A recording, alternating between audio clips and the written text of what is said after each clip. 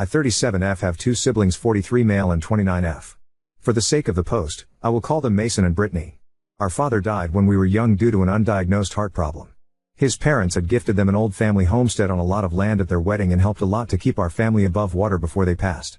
Our mother finally found her feet after about 5 years of deep depression and did well for our family. But she was also very frugal. We had good clothing but no fancy vacations. Our mother had ignored signs of bad health for years, even when we tried to get her to go see someone for it. She passed away recently due to late-stage cancer, leaving us with a lot. My siblings each got more than $150,000 in money, sentimental but expensive items, and furniture. I did not get the money. I received the house, the land and some items. The house and land, which had been sold off bit by bit over the years due to Mom's declining health and inability to properly tend to it, is worth far below the $150,000 my siblings received. I had moved in with Mother near her end, and it really was only supposed to be temporary as I believed the house would be sold after her passing and the money split 3 ways. I already had a plan to roommate with a friend and her family after Mom's death to make that process go more smoothly. Most of my stuff has been sitting in storage for almost a year. As the only one who worked from home, I could watch the home health workers and nurses to make sure they were being kind, doing their jobs, and not stealing. Mostly, it was to make sure they treated my mother with respect and kindness, but my brother did worry about someone walking off with her wedding ring since she was so attached to it. We all agreed for it to be placed in with her ashes. So I made a little setup and took care of her. My siblings came by frequently, 3 to 6 times a week, each of them. Mason had 2 kids and Brittany only has 1, but they visited as well, though not as much near the end because it was hard for them. So in the weeks leading up to her death, my mother had me pack up what items went to who in large boxes and set them off to the side. My siblings hated me doing this but understood it was what she wanted. The will was read, they checked their boxes to make sure my mom didn't miss anything when telling me to pack, and they left me to my house. Weeks passed and I finally felt like I could start doing things to the house. Now, I did say the house was dingy. It's not worth $150,000 but the housing market is crazy, so I thought it was a bit of a luck. It needs repairs, the roof, the chimney, the water heater, some pipes, the doors and windows for heating purposes, and everything inside is so darkly painted or made of wood that just sucks out all of the light. I immediately had people checking the roof, the chimney and the water heater. My siblings offered to lend me the money but I declined as I had been saving for a while to buy an apartment or something small since it is only me. I could also rent rooms for the local college students to get some of that money back. I picked out paints for different rooms but decided to leave the wood flooring. As I started going through everything in the house, which had specifically been left to me as stated in the will, I began finding things. Money in books, and there are so many books. Money taped under beds, money folded into the fancy sheets, money hidden in the teapot and cups that has been passed down in the family which we had never been allowed to touch in fear we might break them. I found jewelry in different boxes, hidden in the attic, the vents, in sock drawers. Some of it was so gaudy it had to be costume, but I put it all together, thank goodness I did, and took it to be appraised. The worth of the jewelry is nearly half of what my siblings got. Even the would-be costume jewelry is worth something. Even now, I'm still finding things. I found antique items, fancy watches, untouched clothing and bags with price tags still on them, belts and shoes still in their boxes. All of this was tucked away, apparently hidden, and not talked about. Some of the clothing still had receipts, and since neither I nor my sister can wear them I took them back to see if I could get the refunds or started selling them online, since, again, everything left in the house was specifically left to me. I took the cash and used it to help pay for the immediate repairs, and it almost covered the whole thing. I looked through the jewelry and kept what I liked, which was very little as I am not into that sort of thing, and put aside some for my sister and my brother's daughter. I liquidated the rest and put that into savings. I also put aside some of the bags and belts and watches for my siblings and their families. We can't fit the clothes but those things are easier to swap around. I invited everyone over and gifted them the items, telling them I had found them while I was cleaning everything out and thought they may like to have them. Everyone was happy to get them, and there wasn't much bickering among the kids. They asked what else I found and I explained the jewelry I kept and the clothing I was selling off. My brother got a weird look on his face and asked if I had found any money. I told him I had, but tried to downplay it as mostly change and loose bills. He asked to see the money and I grabbed a giant water refill container I had started storing all the coins in. He told me that was a lot of coins and asked if I was going to use it for the laundry mat since I left them all loose. I rolled my eyes because I have a washer/dryer set. I told him there was no point in cashing them in until I cleaned the whole house. He told me to let them know so we could all split that and the money I got from selling the clothing. When I asked why, he said so we can split it. I asked him why I would split it when they all had gotten large cash inheritances, sentimental and expensive things, and some other things. I literally got the house, the problems, the cleanup and the nice things I did find that I thought they might like, I handed over without being asked to. He told me I didn't have to be a greedy asshole about it and to never mind. My sister gave me the side eye but didn't say anything. But I feel guilty for misleading how much I had actually found, even though it was all put towards making the house better. Update 1. I also took to heart the shut your mouth comments, even if a few of them seemed a little rude. On to the update. My house still feels weird saying/typing this, already had outside cameras due to when I moved in and installed them. But I did go and add more to the property line, inside the house in key spots, and around the garage. I also put up no trespassing signs while I look through companies that do proper fences. The property is just small enough I can swing the fence. I did change the locks as soon as I read the advice to do so. I hadn't thought about that, since I work from home. Mom also kept a spare hidden in a plant because my sister used to lose everything constantly, so I made sure to remove it and not replace it with the new one. It's a good thing I did all of this because 2 days after my initial post, I had to run into town for groceries and a few quick errands. I live on the outskirts with neighbors a bit of a distance either way, so they wouldn't notice anyone stopping by. I got a notification on my phone about movement and I checked because I wasn't expecting any packages. My brother was getting out of his car, looked around, and checked the windows. He tried his key in the door and got upset it didn't work. He checked the flower plant and kicked it over. The cameras around the house let me communicate, so I just said, "That was rude," into the speaker. He jumped and spun around to see nothing. I asked him what he wanted and he demanded to know why I put up cameras. I said, "Because I'm a single woman living in the woods? You dumb shit." He shifted from foot to foot before saying he would be back so we could talk, and he left. I messaged the video evidence of him trying to get in while I wasn't home to him, his wife, my sister and her fiancé.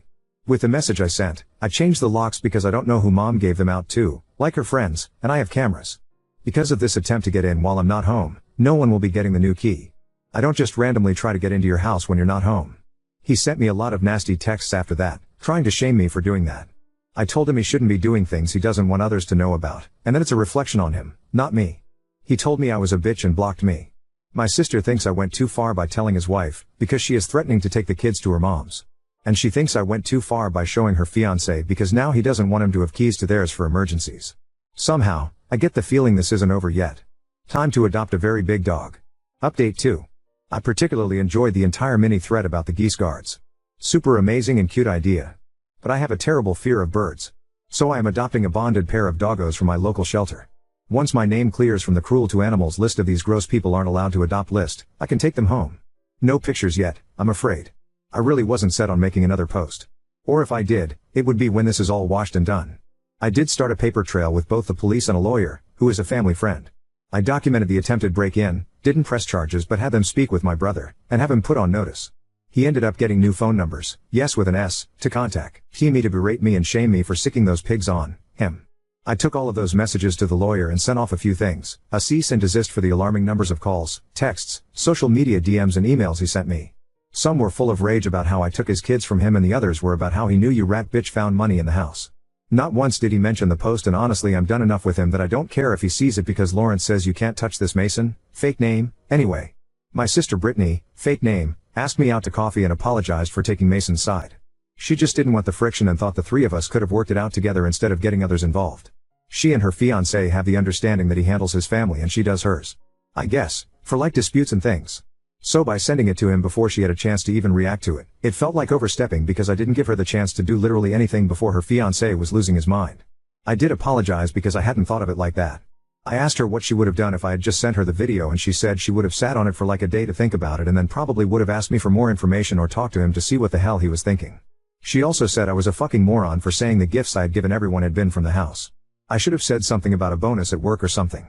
I have no reason to trust her but it makes sense, so I'm going to cautiously keep in mind that she does have a harder time getting thoughts and emotions across in a normal way. Our parents weren't into the whole test your child for XYZ, so she has been struggling with the idea of being tested for certain neurodivergent tendencies. All this said, I found something really weird and I don't want to open it. In the basement, tucked far into a corner and buried behind a bookshelf and under boxes and boxes of things is an ancient looking freezer. It was and still is plugged in. It's running. It was buried and dusty in a way that I know there is no edible food inside of it. But you ever get that feeling that something just isn't right? Do I open it? Do I pretend I never saw it? Do I have someone else open it? Any ideas about why it was hidden? My one friend joked it was my grandfather's game box and it has decades-old deer inside of it. Is that a thing? Update 3. I will get the freezer out of the way because I know so many are eager to hear about it. I called over my lawyer friend Lawrence, fake name, neat lil play on words yeah? And explained that I needed more information on a few things but would need a house call because of the contractors coming and going.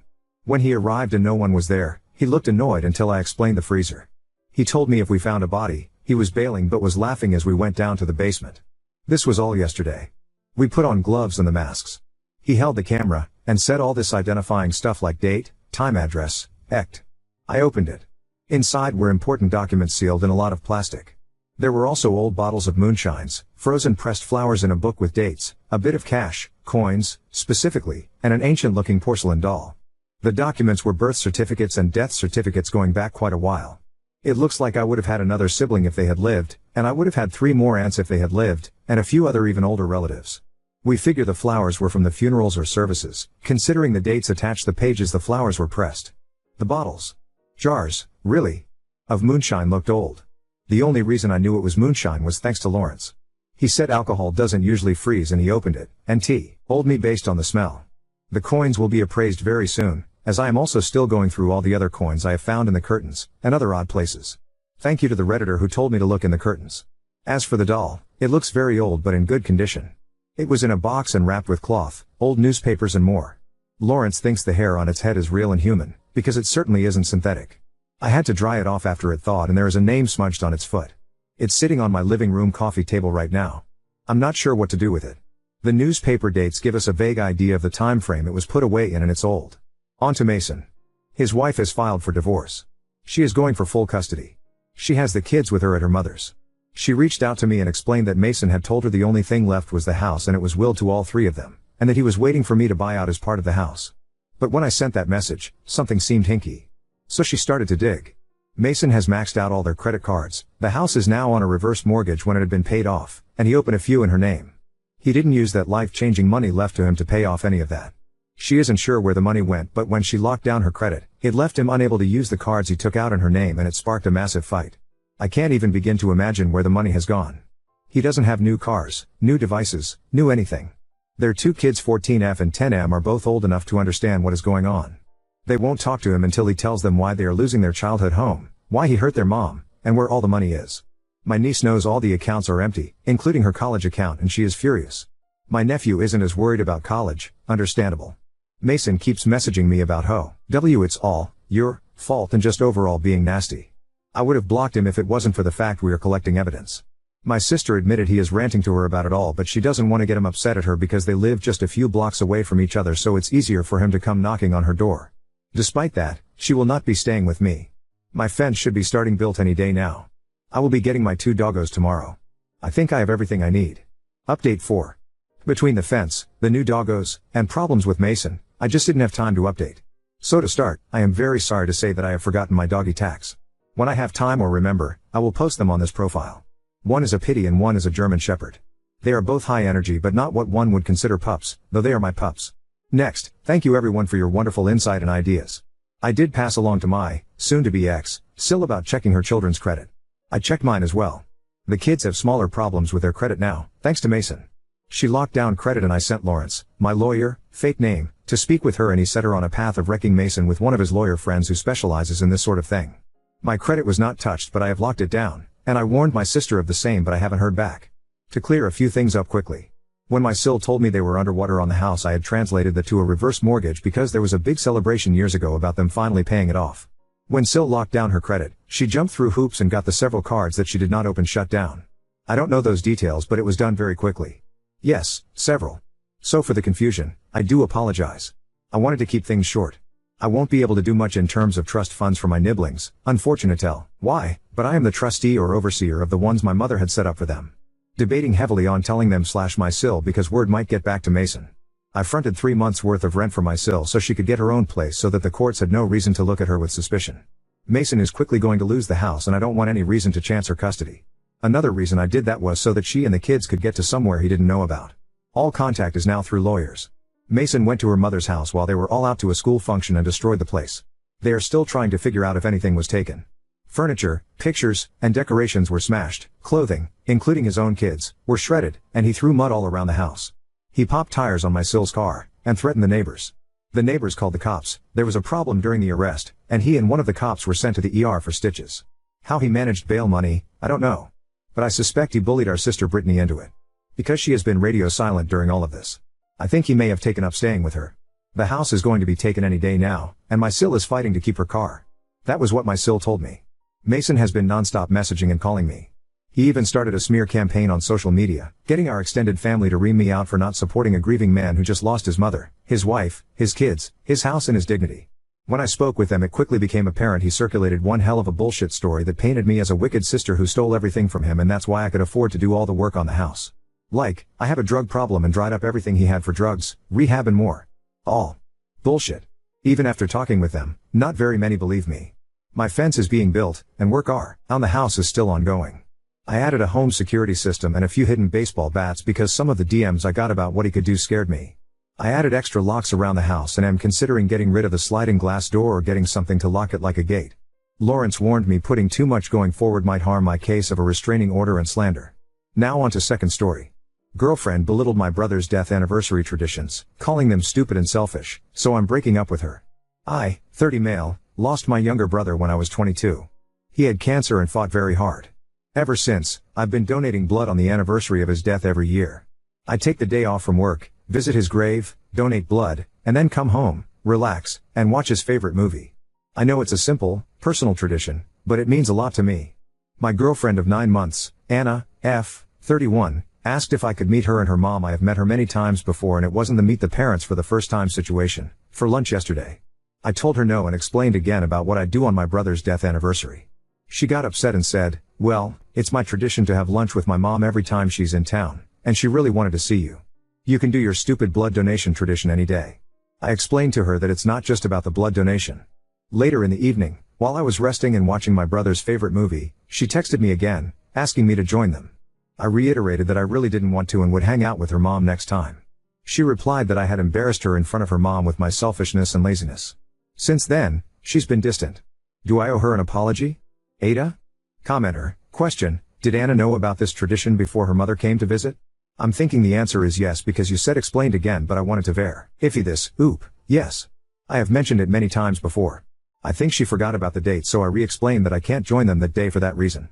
Commenter, NTA, she doesn't respect your tradition, which is 1 day a year. Her mom will probably come to town more than one time in the year. Your girlfriend is selfish and entitled. Yes. She is retired and lives 3 hours away. She comes here often. Commenter, your tradition outweighs getting dinner with a visiting relative/in-law. I'm sorry for your loss, I hope you had a good day of remembering him.